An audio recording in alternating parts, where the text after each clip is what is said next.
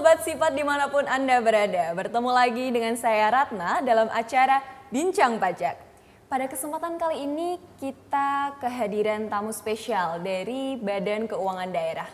Sesuai dengan tema kita kali ini yaitu tentang pajak daerah. Ya, sudah hadir di sini ya Bapak ya dengan Bapak Rahmat Hidayat. Apa kabar Pak? Baik Pak Rana. Iya, tetap semangat ya Pak ya meskipun sedang puasa ini. Iya, harus semangat dong. Nah, apalagi ini kan acara pertama jadi mesti semangat. Iya, gitu. betul dong Pak. Ya. Karena ini kan acaranya baru pertama kali ini ya Pak ya. Iya. Kalau saran saya harusnya sering-sering nih Pak ada acara seperti ini agar masyarakat Boyolali khususnya itu paham Pak tentang program-program apa saja yang sedang dijalankan oleh pemerintah.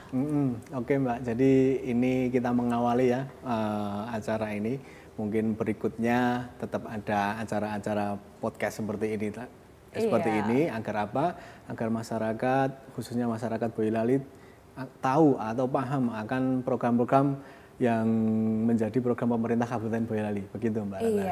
Iya. Kalau sebelumnya ya Pak ya izin bertanya dulu. Ini Bapak Rahmat Hidayat ini bekerjanya di instansi Badan Keuangan Daerah ya Pak ya, Iya, betul? betul. Kami bekerja pada institusi Badan Keuangan Daerah Kabupaten Boyolali Mbak Rana. Oh iya. Kalau untuk tugas dan keseharian Bapak sendiri di BKD itu apa Pak?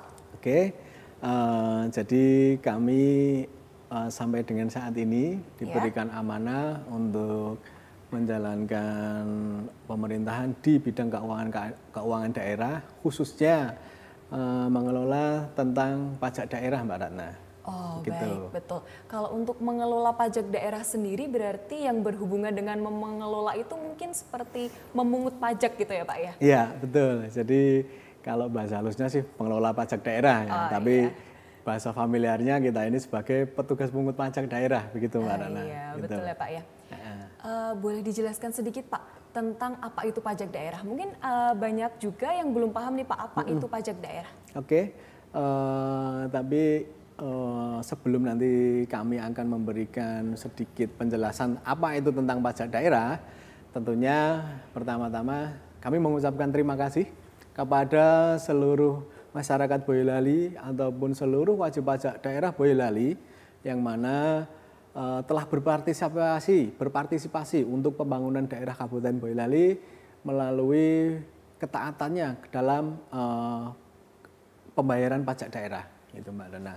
Kemudian kami akan menyinggung tentang pajak daerah itu apa. Iya. Pajak daerah itu jadi pajak yang dikelola oleh pemerintah daerah, kabupaten ataupun pemerintah daerah kota. Jadi berdasarkan ketentuan perundangan, kami berwenang untuk melakukan pemungutan pajak daerah yang terdiri dari ada 9 jenis pajak daerah. Ada 9 jenisnya ya Pak ya iya, berarti itu betul. di situ. Yang pertama mungkin akan kami jabarkan dulu. Yang pertama ada yang namanya pajak reklame.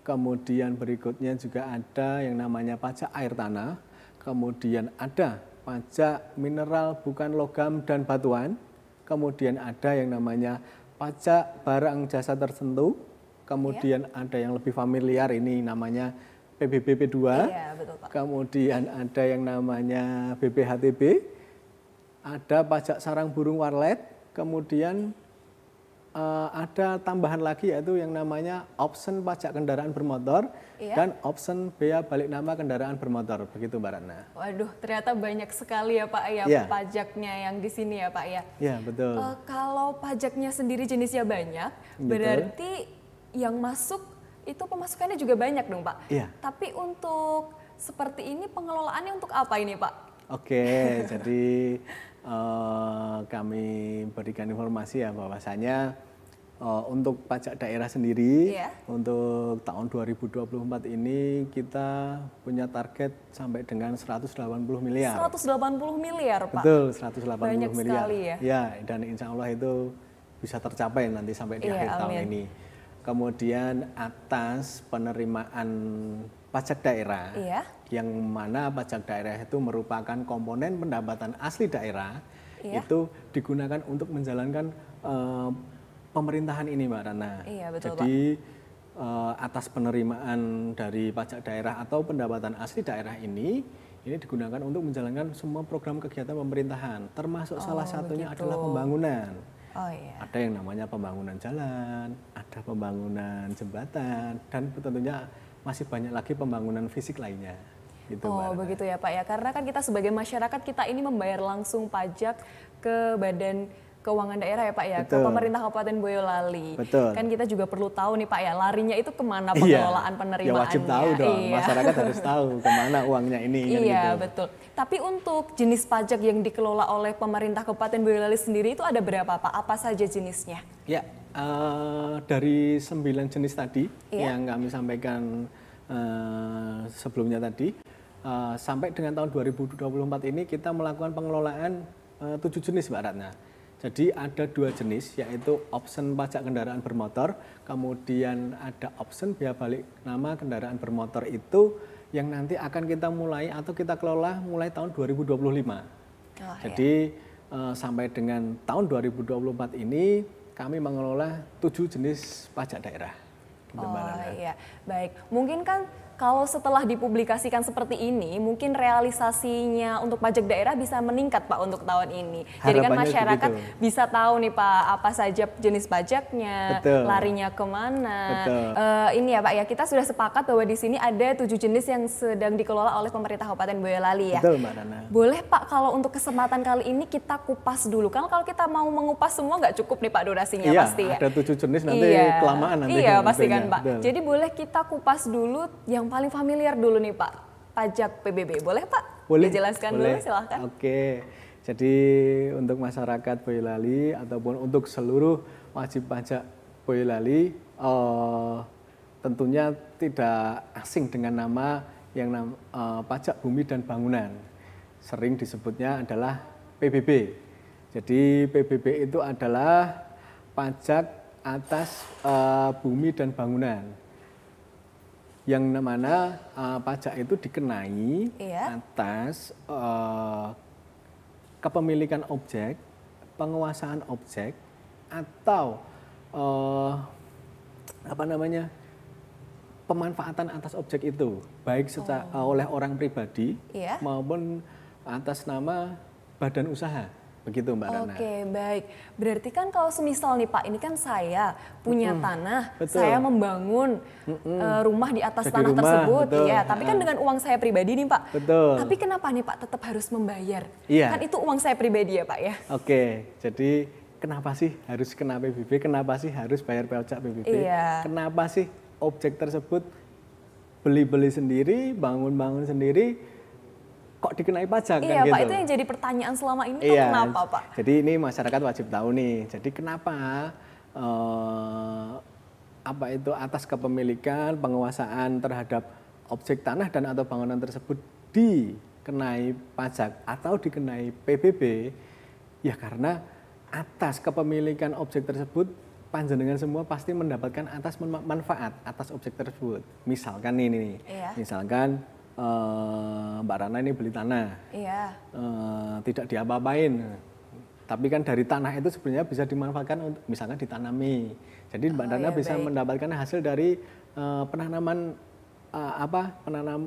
penanaman yang dilakukan di objek tersebut. Oh iya, Oke, jadi mendapatkan hasil ya Pak ya Iya. dari situ. Kemudian dari atas Mbak Rana itu kan punya tanah itu tentunya ya mohon maaf secara sosial ekonomi tentunya kan meningkat. Oh iya, Mbak Rana betul. sekarang sudah punya tanah sendiri kan seperti itu. Oh iya. Jadi atas manfaat sosial kedudukan sosial ekonomi tersebut maka dari itulah dikenai pajak bumi dan bangunan Oh tersebut. iya, Gitu paham Mbak Pak, Rana. terima kasih. Yeah. Tapi kan berarti ini semua tanpa pengecualian ya Pak ya? Ataukah ada pengecualian untuk yang membayar pajak nih Pak? Ya, jadi kalau memang berdasarkan definisi tadi, tentunya semua tanah dan bangunan yang ada di Kabupaten Boyolali ini kena pajak semua ini mestinya. Oh iya. Tapi ada beberapa hal yang dikecualikan di sini.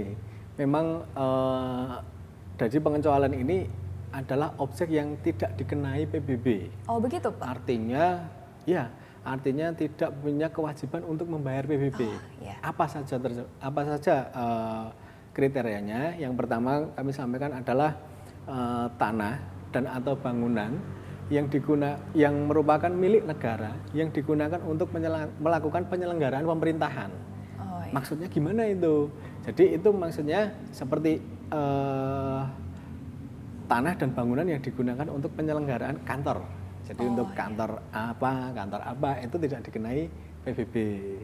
Kemudian ada berikutnya adalah objek atau tanah dan atau bangunan yang digunakan sebagai untuk kepentingan agama, sosial, pendidikan, dan kebudayaan. Tapi ada catatannya, kegiatan agama, sosial, ataupun kesehatan tersebut tidak semata-mata untuk kegiatan profit oriented. Maksudnya profit oriented itu atas kegiatan tersebut mendapatkan keuntungan. Untuk pribadi gitu, Iya, bisa untuk pribadi, bisa untuk badan usaha itu tadi. Oke, baik. Kemudian tanah dan atau bangunan yang dimanfaatkan untuk perwakilan diplomatik. Perwakilan diplomatik itu misalkan digunakan untuk kedubes atau konsulat kan seperti itu. Kemudian ada lagi tanah yang merupakan asetnya pemerintah pusat. Kemudian ada lagi tanah dan bangunan untuk jalur kereta api, MRT dan sebagainya. Jadi tanah yang digunakan untuk kereta api, MRT itu tidak dikenai PBB. Enggak. Kemudian ada lagi yang terakhir ini tentunya tanah dan atau bangunan sampai dengan NJOP tertentu yang ditetapkan dengan kewenangan bupati atau kepala daerah. Jadi kepala daerah itu berwenang untuk menetapkan berapa sih sampai dengan NJOP berapa sih yang tidak dikenai PBB. Itu ada kewenangannya sesuai dengan ketentuan undang-undang. Itu berarti per kabupaten, per kotanya beda ya Pak ya? Bisa berbeda untuk yang ketentuan nomor 7 tadi? Iya, nomor terakhir Pak. Nomor terakhir itu nomor 8 kalau nggak salah tadi. Mohon maaf. Jadi sesuai dengan amanah undang-undang bahwasanya kepala daerah itu punya kewenangan. Jadi sampai batas berapa, batas NJOP berapa yang tidak dikenai PBB, begitu. Baik. Ternyata juga banyak juga ya Pak ya pengecualiannya untuk pembayaran PBB ini ya. Tapi kalau semisal nih Pak, ada yang harusnya tidak terkena PBB, tapi dia malah mendapatkan tagihan. Apakah bisa protes atau komplain Pak? Bagaimana itu Pak? Tentunya hal tersebut bisa diperbaiki atau dikomunikasikan kepada kami, Badan Keuangan Daerah. Jadi tentunya kita tahu nih yang namanya tanah dan bangunan di Boyolali ini banyaknya berapa kan? Banyak banget. Pak, dan kami pun juga punya batasan dalam hal pendataan objek tersebut. Nah, akhirnya mungkin ada nih misalkan makam kok dikenai PBB kan gitu. Lah apakah seperti itu bisa dikomplainkan ke kami? Bisa. Jadi nanti tentunya setelah ada komplain, kemudian kami akan melakukan verifikasi, kemudian kami akan melaksanakan sesuai dengan amanah tadi. Kalau ini memang tidak dikecualikan dari PBB, tentunya akan tidak ada PBB yang harus dibayar atau PBB terhutang. Begitu, Mbak Nana. Baik pemirsa dicatat ya. Jadi jangan takut kalau semisal mau komplain, mau protes, kalau semisal itu merasa bahwa itu adalah salah satu tanah pengecualian yang tidak dikenakan tagihan PBB, boleh langsung dikonsultasikan ke Badan Keuangan Daerah. Betul. Begitu ya Pak ya? Iya, Mbak. Untuk selanjutnya nih Pak, kan itu di orange kertas itu Pak, ada nominalnya nih. Mungkin selama ini kan masyarakat taunya kita dapat nominal, kita dapat tagihan, kita membayar. Tapi kan kita tidak tahu nih dari mana sih asalnya nominal tersebut. Boleh dijelaskan Pak? Ya, jadi kita biasa menerima kertas yang warnanya orange itu ya. Itu namanya SPPT PBB.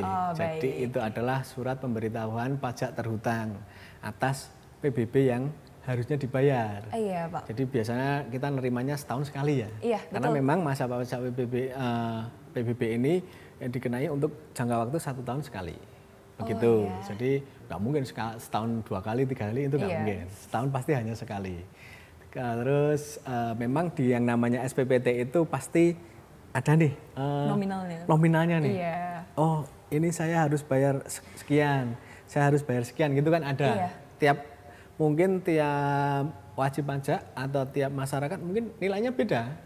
Kenapa beda? Ya memang karena kita dalam melakukan penentuan, berapa sih PBB yang terhutang itu nggak asal-asalan. Itu ada rumusnya Mbak Ratna. Ada rumusnya sendiri ya Pak ya untuk penghitungannya? Jadi ada penghitungan rumus sendiri. Rumusnya itu tarifnya. Jadi Ya. tarif pajak PBB itu ada ketentuannya ya. Nanti kami perlihatkan. Jadi tarifnya itu berupa prosentase. Oke, Kemudian dikalikan dengan total NJOB.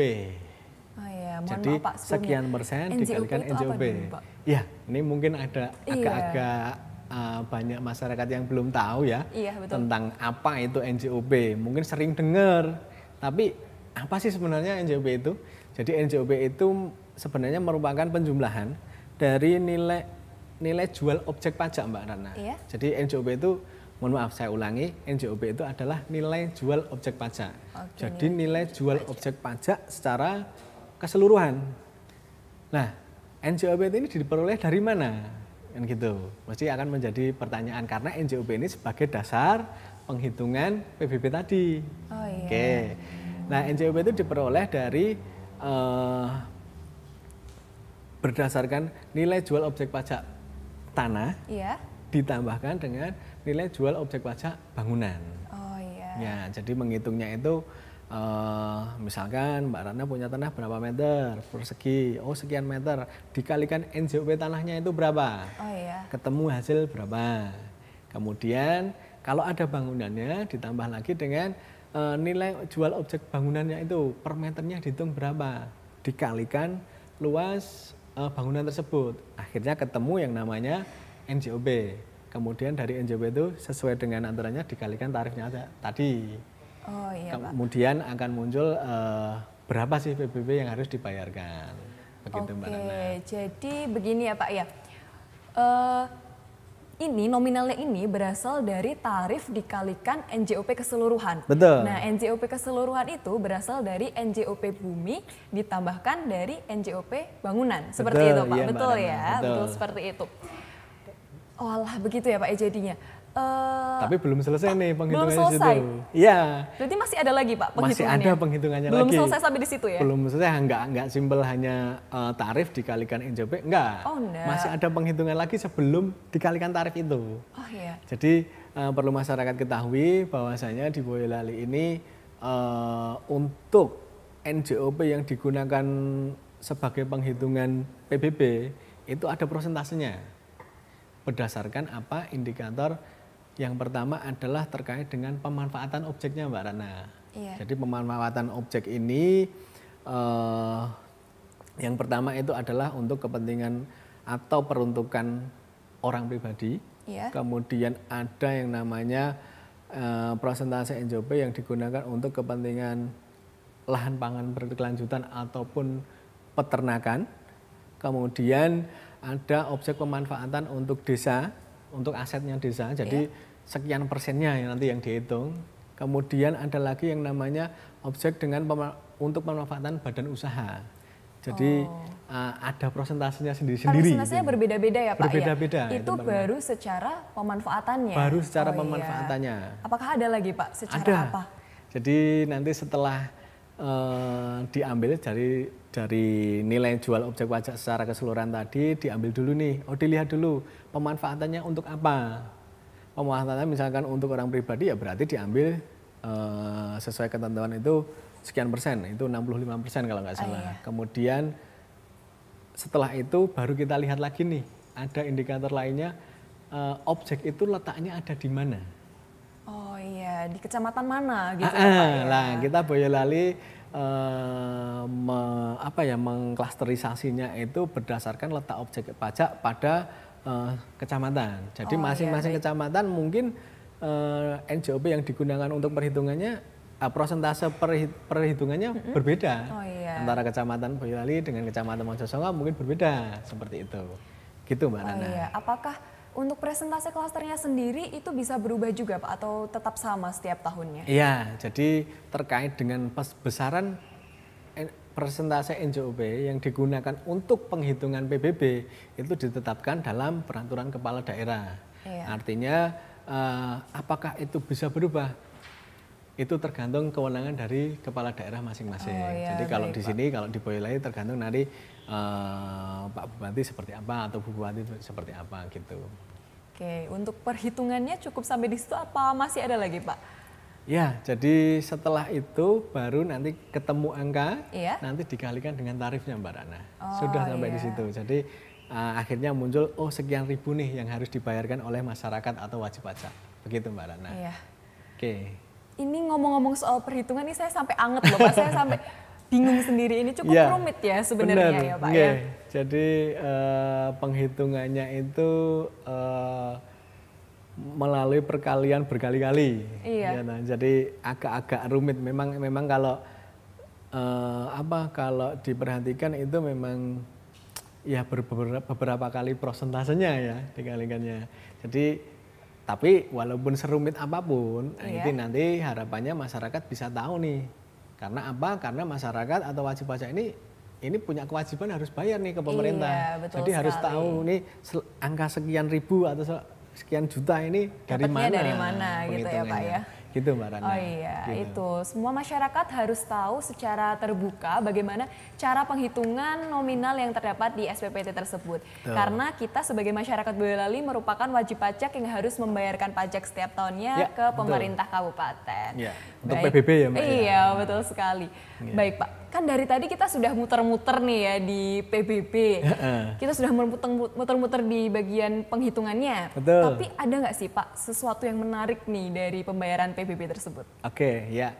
Jadi untuk PBB Boyolali memang berbeda mungkin ya dengan daerah lain karena memang Bedanya sesuai apa, Pak? ketentuannya kan juga itu kewenangan daerah, kewenangan kepala daerah. Jadi dari perbedaan itu tentunya ada hal yang menarik nih tentang apa PBB itu, Pak? Boyolali. Nah, penasaran kan? Jadi kalau di Boyolali itu untuk PBB tahun 2024 ini jika nanti dibayarkan sebelum 1 Juli 2024, Ya. nanti masyarakat akan mendapat diskon. Berapa itu Pak Ya, diskonnya? jadi diskonnya itu sebesar 8% Mbak. Wow, 8% dari nominal PBB yang seharusnya dibayar. Oke, baik. Berarti nanti untuk pembayarannya sudah otomatis terpotong ya Pak ya? Langsung Dipotong otomatis 8%. terpotong. Sebelum tanggal berapa tadi? Mohon maaf. Sebelum 1 Juli 2024 Mbak Rana. Oke, baik. Nggih. Jadi itu otomatis mau bayarnya secara langsung, mau bayar secara online atau pakai apa, itu pasti kepotong 8% secara iya. otomatis. Ada lagi nggak Pak nih hal-hal menarik dari pembayaran PBB ini? Tentunya ada lagi nih. Selain itu, nanti bagi wajib pajak yang membayarkan PBB-nya sebelum 1 Juli 2024, tentunya akan berkesempatan untuk mengikuti undian hadiah PBB di Boyolali. Ada undian ya Pak di Wah, sini? ada dong. Keren Jadi, sekali. pemerintah ini untuk tahun ini kita menyiapkan anggaran hampir 2 miliar ya untuk hadiahnya saja. 2 miliar hanya untuk hadiah PBB saja Hanya Pak untuk ini, Pak? hadiahnya saja. Baru PBB loh ini. Ini baru hadiah PBB ya Mbak Iya. Ratna. Hampir 2 miliar untuk penyediaan hadiahnya aja. Wow. Jadi kalau nanti wajib pajak PBB ataupun masyarakat Boyolali membayarkan PBB-nya sebelum 1 Juli 2024, secara otomatis akan berhak mengikuti undian PBB.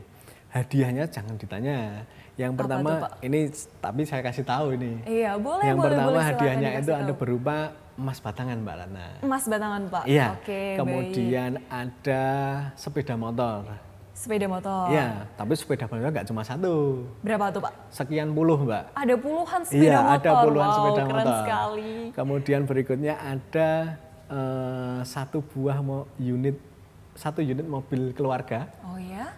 dan ada 1 unit mobil pick up. Berarti mobilnya ada 2? Ada 2 Keren mobilnya. sekali. Masih ada lagi. Masih ada lagi? Itu Masih belum dong. grand prize ya Pak ya Belum. berarti? Itu tadi ya hadiahnya belum grand prize lah. Oh iya, yang Grand grand prize-nya ada. Kemudian kalau grand prize-nya di tahun ini kita menyediakan 1 unit rumah. 1 unit rumah nanti perkiraan harganya sekitar 300 atau 400 juta itu Mbak Rana. Gratis. 1 unit rumah gratis. Iya. Berarti untuk wajib pajak yang memenangkan hadiah tersebut tidak dipotong biaya sepeser pun ya Pak ya? Enggak. Jadi Wow, keren sekali. Pemerintah Kabupaten Boyolali selain menyediakan hadiah, tentunya pemerintah Kabupaten Boyolali juga menyediakan yang akan melakukan pembayaran pajak hadiahnya. Jadi pajak hadiahnya itu semuanya ditanggung oleh pemerintah Kabupaten Boyolali. Jadi pemenangnya nanti ya udah pulang bawa motor, pulang bawa mobil gitu aja. habis bayar dapat rumah gitu ya Pak? Iya, Ya? makanya cepat bayar. Makanya iya. bayar pajak PBB. Bayar pajak sebelum jatuh temponya ya Pak Betul. ya. Betul Mbak Rana. Catat nih semuanya. Udah dapat diskon, bisa dapat undian. Kalau misal beruntung bisa menang ya Pak ya. Siapa tahu bayarnya itu nominal berapapun kan Pak? Nominal berapapun tanpa ada batasan. Bayarnya nggak nyampe 100.000 tapi bisa dapat rumah. Bisa jadi. Bisa jadi. Bisa jadi. Dan itu Keren tentunya sekali. undiannya nanti akan kita langsungkan secara manual Mbak Rana. Oh, jadi iya. Bisa dilihat kalau manual itu kan tentunya nggak akan istilahnya dimainkan istilahnya nggak.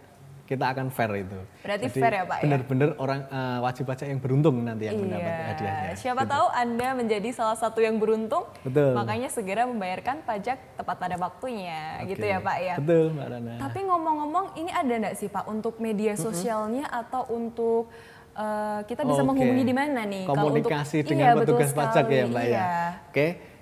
Jadi kalau untuk di Boyolali bagi wajib pajak daerah nggak hanya PBB ya, kami punya yang namanya WhatsApp official di nomor 0882 2000 0500. Ini khusus untuk chat WA Mbak. Oke, jadi baik. kalau misalkan mau tanya, mau istilahnya apa ya, konsultasi lah atau kepo apalah, monggo silahkan WA aja di nomor tersebut. Oke, bisa gitu. ya Pak ya? Bisa. Oke. Kemudian kami juga punya akun Instagram ataupun akun YouTube dengan nama akun BKD Boyolali. Iya. Gitu. Nanti silahkan dilihat. Boleh ya Pak ya untuk Silahkan. mengkomunikasikan tentang pajak daerah di Betul. sana ya Pak ya. Saran, kritikan dari semua wajib pajak, dari semua masyarakat akan kita tampung, akan kita pelajari, dan tentunya semuanya untuk perbaikan pemerintah Boyolali. Gitu Mbak Rana. Oke, baik Pak.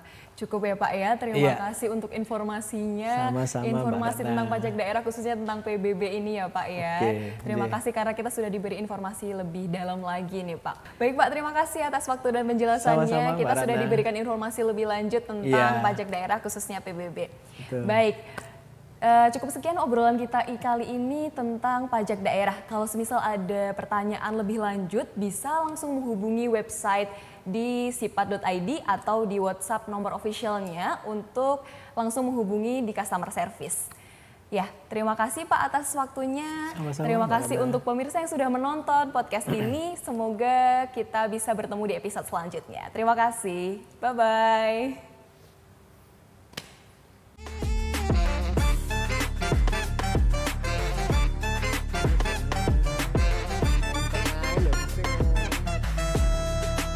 Bolak-balik ya. Kok dulu pas